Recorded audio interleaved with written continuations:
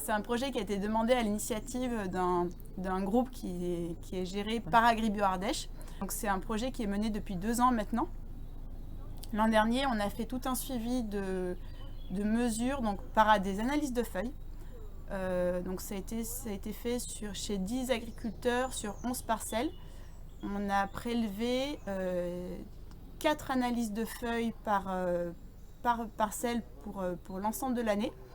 Et là, cette année, l'idée, c'est qu'on continue en fait à faire des prélèvements foliaires, de réguler en fait l'ensemble de ces carences et ces excès d'oligo-éléments et de minéraux, de les réguler non pas avec des apports de produits commerciaux, mais de les réguler avec des produits lactofermentés qui auront été fabriqués par les producteurs eux-mêmes. Les analyses de sève nous ont permis de compléter les résultats qu'on avait par rapport aux analyses de sol. Voilà, donc l'intérêt des analyses de sève, c'est bien sûr d'identifier d'éventuelles carences sur les plantes avant qu'elles n'apparaissent visuellement, et aussi de comparer ces résultats aux analyses de sol, parce qu'on s'est aperçu que des fois des éléments bien pourvus au niveau du sol ne sont pas forcément assimilés par les plantes. Donc ça nous permet de faire la comparaison entre les deux. Les analyses de sève, c'est un outil qui est relativement nouveau, ça fait une dizaine d'années que ça existe, et c'est très intéressant pour suivre l'état nutritionnel d'une culture, donc pour voir les éléments qui sont présents dans la sève de la plante à un instant T. On retrouve dans ces analyses une petite vingtaine d'éléments, dont le potassium, le phosphore, le magnésium, le calcium, l'azote, les nitrates, l'ammonium, et puis pas mal d'oligo-éléments, dont le fer, le manganèse, le zinc, le molybdène, aluminium aussi, et quelques éléments en plus que j'ai dû oublier. Mais ce sont des analyses qui sont très faciles à réaliser. On prélève des feuilles tôt le matin, avant 9h en général, pour avoir la sève, on va dire, à jeun, comme sur quelqu'un qui va faire une prise de sang. Donc on collecte ces feuilles, on les met dans un petit sachet et puis on les envoie tout de suite à un laboratoire qui est basé en Hollande, alors, qui s'appelle Nova Crop Control. On leur envoie les analyses donc, le plus rapidement possible en Colissimo, en Chronopost, comme on veut. Et eux, une fois qu'ils ont reçu l'analyse, vont réaliser leur travail en 24 heures, ce qui fait qu'on a des résultats très rapides sur les analyses qui tournent entre 5 et 7 jours maximum. Et l'avantage de ça, c'est qu'on va très vite avoir un retour de cette analyse de sève qu'on pourrait comparer à une analyse de sang chez l'humain, où on va voir l'état nutritionnel à un instant T de la plante et pouvoir éventuellement le corriger par des apports nutritionnels qui peuvent passer en foliaire ou au sol. Et donc ça permet d'avoir des cultures qui soient dans le meilleur état nutritionnel possible. Et le but de tout ça, c'est d'avoir des plantes qui soient bien nourries et du coup qui soient très saines, qui vont pouvoir réaliser tous leurs métabolites, photosynthèse, protéosynthèse, leur croissance dans de bonnes conditions et qui vont même pouvoir développer leur système immunitaire, on va dire, entre guillemets, qui leur permet de se défendre contre la plupart des ravageurs. En gros, quand on travaille avec ces analyses de sève de manière régulière, on les répète selon les cultures, toutes les 2 semaines ou tous les mois sur des saisons, on va pouvoir vraiment suivre la plante au mieux, faire qu'elle soit toujours dans son état optimum nutritionnel et donc éviter qu'elle tombe malade ou éviter qu'elle soit attaquée par des ravageurs. Donc on peut très facilement contrôler des pucerons ou différents types de ravageurs avec ces analyses. Donc ça va vraiment au-delà de la maladie, c'est vraiment tout type de ravageurs et de maladies confondues. Ce qu'on voit aussi, c'est que quand on travaille avec des plantes qui sont bien nourries, avec ces analyses de sève, notamment pour suivre leur état nutritionnel, on va avoir des rendements qui sont en général plus élevés et des produits qui sont de meilleure qualité. Pour les mesures de sève Nova Crop, donc le protocole strict qu'il faut suivre, donc déjà la première chose c'est que quand on fait les prélèvements dans la parcelle, déjà on passe les 10 premiers mètres des bordures pour pouvoir vraiment pour pouvoir éviter l'effet de biais des bordures. Il faut que les prélèvements soient faits avant 9h. Donc ça c'est vraiment la base, ça c'est vrai pour toutes les cultures. On fait les prélèvements le lundi ou le mardi au plus tard, et ensuite on envoie tout ça dans la foulée le jour même. Parce qu'en fait, dans l'idée, il faut que les prélèvements arrivent au laboratoire avant la fin de semaine, histoire que ça passe le moins de temps possible dans les transports. Pour les jeunes feuilles, mais c'est vrai aussi pour les vieilles feuilles, il faut choisir des feuilles qui soient non carencées, où il n'y a pas d'insectes dessus, qui n'ont pas été mangées par les insectes. On veut des feuilles qui soient sèches, qui ne soient pas humides. On va choisir les jeunes feuilles qui sont le plus développées au début des jeunes feuilles. Et c'est aussi vrai dans les vieilles feuilles. C'est-à-dire ce qu'on va prendre, c'est les vieilles feuilles qui restent dans leur maximum de vitalité. Ensuite, quand on fait les prélèvements des feuilles en tant que telles, on veut les feuilles sans leur pétiole. Ça, c'est important parce qu'on n'a pas la même concentration d'oligo-éléments et de minéraux dans les pétioles. Et quand on fait les prélèvements d'une fois sur l'autre, dans l'idée, il faut toujours qu'on revienne au même endroit, c'est-à-dire qu'on fasse les échantillonnages au même endroit, d'une fois sur l'autre, histoire d'avoir quelque chose d'homogène. Et une dernière chose, quand on fait des pulvérisations foliaires, on va faire les prélèvements au moins 5 jours après la pulvérisation foliaire. Ça permettra en fait que la plante elle réagisse à la pulvérisation, et ça permettrait de voir comment cette pulvérisation foliaire a été assimilée par la plante. Sur les choix des jeunes feuilles, on va prendre... moi ce que je fais, c'est que je les compte. On prend la première jeune feuille qui est vitale. Donc par exemple, ça peut... 1, 2, 3, ça peut être celle-ci par exemple. Ou alors, qui est vitale et bien développée. Donc pour être honnête, c'est plutôt celle-ci. Celle-ci, elle est quand même bien développée et elle est vitale. Enfin, ça correspond à une jeune feuille qu'on peut ramasser. Vous voyez qu'il y a 3 feuilles. Celle qu'on prélève, c'est celle-ci. Et donc en fait, il nous faut, voilà, c'est ce que je disais, on prend une feuille qui soit bien vitale, qui soit jeune.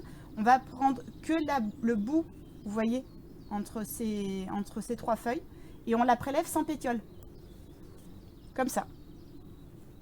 Donc là, on a une feuille il n'y a pas de carence, il n'y a pas d'insectes, il ne faut pas qu'elle soit humide. La quantité de feuilles est importante. On va choisir au moins 70 feuilles. Ça correspond vraiment à la limite basse, en fait, de la quantité qu'on doit prélever. Si ça fait à peu près entre 20 et 25 grammes. Vous voyez, c'est pas beaucoup, mais ça suffit. Par contre, il ne faut pas en prélever moins en termes de quantité. Première feuille de la canne qui correspond aux vieilles feuilles. Donc là, vous voyez, elle a déjà été prélevée.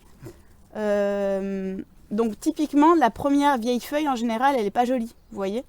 Donc ça, on ne la prend pas parce que c'est une vieille feuille qui n'est plus dans son optimum de vitalité. C'est pas ce qu'on veut. Nous, on veut vraiment une vieille feuille, certes, mais qui reste dans son optimum de vitalité. Donc celle-ci ne correspond pas. Celle-ci, elle devait correspondre vu qu'elle a été prélevée. Là, ici, pareil, ça c'est limite. Voilà. Par exemple, celle-ci. Vous voyez, donc on fait la même chose. On va prélever, vous voyez, juste le bout de la 3e feuille et on prélève sans le pétiole. Et donc ça correspondrait à un prélèvement de vieille feuille.